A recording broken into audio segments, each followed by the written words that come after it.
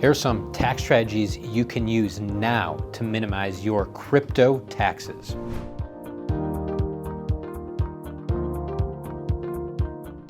So to begin, I'm often asked, and I've been working in crypto taxes for over 10 years now, since 2014. I'm often asked, how can I minimize my taxes? Should I move to a different state? Should I move out of the country? Should I move to Puerto Rico? And if any of those options sound good to you, we have videos on those topics, such as moving to Puerto Rico. But for most people, some of the most effective ways to minimize your crypto taxes is actually something you can do right now. And that's to look at your crypto holdings and determine whether or not you have any losses, unrealized losses that you could potentially harvest. And that's because capital losses from crypto, if taken during the year, can be used to offset other crypto gains, but it can also be used to offset gains from stocks and other investments as well. And so over the year, you may have additional gains that occur, and you can harvest losses at any time. You might have heard about tax loss harvesting before. It's a topic that often comes up at year end as people start to think about tax loss strategies. But it's actually something you can do at any time during the year. And if the price of crypto goes to all-time highs and even higher and higher to the moon, you may lose the opportunities to tax loss harvest.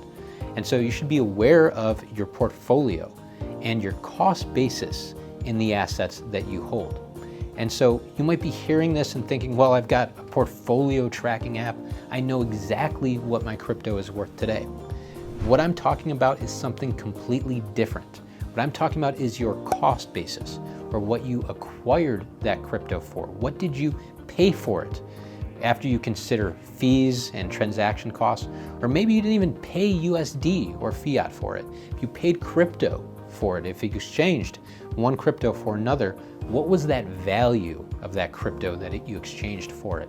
And that information is very helpful because now, rather than knowing just the portfolio value or the price of a unit of the cryptocurrency today, you'll know what you paid and whether or not you have a unrealized gain or loss. And if you're sitting in an unrealized loss position, meaning that you've got crypto that you bought at a higher price than it is worth today, then you might want to sell it, realize that loss, because of, as I discussed, you can use that loss against gains for a variety of reasons. So one of the best strategies is, in fact, simple, which is be aware of your unrealized gains or losses and make strategic tax planning decisions as a result. Relatedly, holding crypto for over a year decreases your tax by about half. Often asked, should I move? Should I set up a foreign company? And we've got a video on that as well. Should I set up a US company? All of these different things, all trying to chase minimizing taxes. But with tax planning and being aware of your holding period, you can cut your taxes by about half if you hold and sell over a year. Now, of course, you've got to make your own investment decisions, and sometimes selling or holding for a long period of time may not fit with your views of the market. But if you can hold and choose to hold for over a year, the tax rates on long-term capital gains start at 0 for a certain amount of capital gains in certain tax brackets, and then go to 15 or 20%.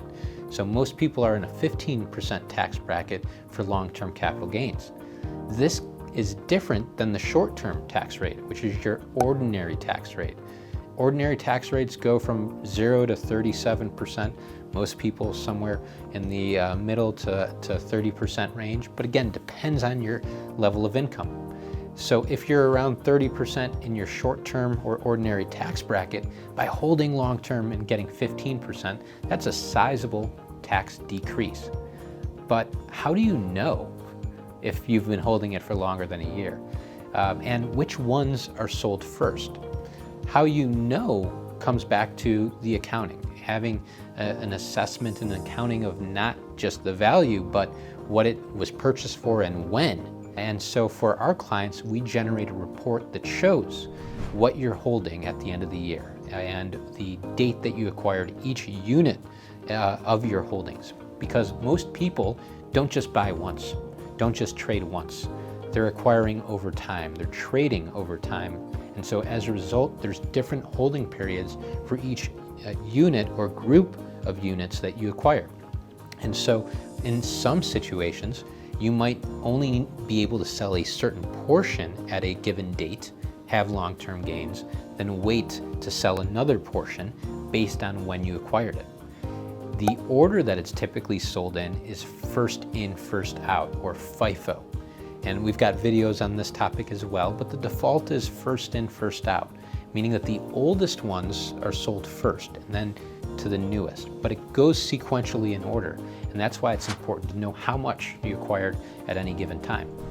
These two strategies, although incredibly simple on its face, are often avoided. In fact, in probably about 99% of the consultations, yes, 99% of the consultations I have with people that we're talking about strategies to minimize taxes, they're not aware of their holding period. They don't consider holding for long term, and also perhaps at best harvest their losses once a year.